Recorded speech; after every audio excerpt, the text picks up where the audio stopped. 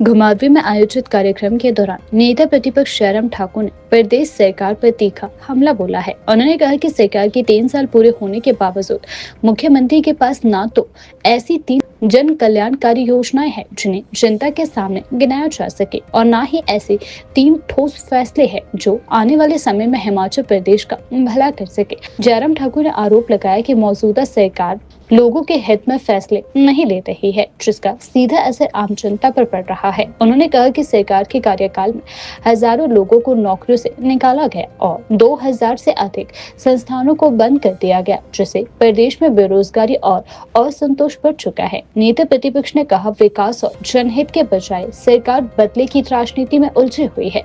उन्होंने सवाल उठाया कि जिन संस्थानों को बंद किया गया है उनसे जुड़े कर्मचारियों और स्थानीय लोगों के भविष्य में सरकार कोई ठोस योजना नहीं बनाई। जयराम ठाकुर ने प्रदेश सरकार से अपील की है कि वह राजनीतिक द्वेष से ऊपर उठकर जनहित के फैसले और रोजगार, शिक्षा व स्वास्थ्य जैसे अहम मुद्दों पर गंभीरता से कार्य करे। उन्होंने कहा कि जनता सब देख रही है और आने वाले समय में इसका जवाब जरूर देगी।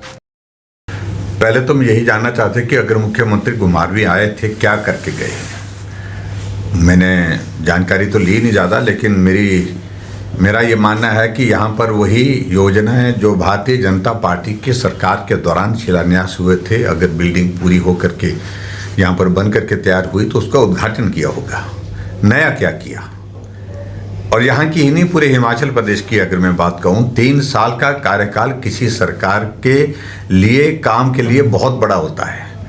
ये जो प्रश्न पूछे जा रहे हैं दूसरे से कि उनका बताइए, प्रधानमंत्री जी का बताइए, नड्डा जी का बताइए, पहले तो सुखू जी आप ही बताइए कि 3 साल के कार्यकाल में आपका योगदान हिमाचल प्रदेश को क्या है? चारों तरफ बर्बादी और तबाही के सिवाय हिमाचल प्रदेश ने देखा क्या है? सारे विकास के कार्य ठप पड़े हैं, रुके पड़े हैं। विधायकों के ऊपर मामलों की फहरिस्त जो है इतनी लंबी हो गई है, कोई विधायक ऐसे बहुत बिरले बचे हैं जिनके ऊपर मामले दर्ज नहीं है। आप प्रदेश को लेकर जा रहे हैं। और इसके अतिरिक्त अगर आप पूछ रहे हैं, हिमाचल प्रदेश में अगर केंद्र की अगर मदद नहीं मिलती तो हिमाचल प्रदेश के काम को आगे चलाना, सैलरी देना, पेंशन देना, ये प्रदेश सरकार के बस की बात ही नहीं रह गई आज के दौर में। इसलिए मेहरबानी करके प्रधानमंत्री जी का, आदरणीय नड्डा जी का धन्यवाद करना चाहिए कि इस संकट की घड़ी में जो कुछ भी हिमाचल प्रदेश में विकास कार्य हो रहे हैं उसमें योगदान केंद्र का है, केंद्र की सरकार का है। और केंद्र की सरकार की वजह से हम सैलरी, पेंशन जो है वो देने की स्थिति में हो पा रहे हैं। तो मैं सिर्फ इतना ही कहना चाह रहा हूँ कि कहना आसान होता है, आप कब तक इसके सिर पर इल्जाम लगाते रहेंगे? शुरू में समझ में आता है, 2 महीने, 4 महीने, 6 महीने, साल भर तक मान लिया कि आरोप आप दूसरे पिछली सरकार के ऊपर लगाते रहो, केंद्र की सरकार के ऊपर, दूसरी पार्टी के नेताओं के ऊपर लगाते रहो। लेकिन 3 साल के कार्यकाल के बाद 3 चीज़ें भी आपके पास प्रदेश में बताने लायक नहीं है, जहाँ खड़े होकर के मंच पर आप खड़े होकर के बोले और कि ये मैंने 3 साल के कार्यकाल में किया और सामने से ताली बजे।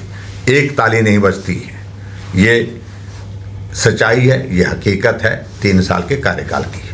बताए तो सही, मुख्यमंत्री फैसले लिए कौन से हैं? ऐसा फैसले का जिक्र तो कम से कम लोगों की जहन जुबान पर होना चाहिए था। जब फैसले ही आपने सिर्फ काम को बंद करने के लिए हैं, काम को रोकने के लिए लिए हैं, प्रताड़ित करने के लिए लिए हैं, इसके सिवाय तो और कोई ऐसा फैसला है नहीं। कौन सा फैसला ऐसा लिया जिसको आंवले की तरह हम याद करें?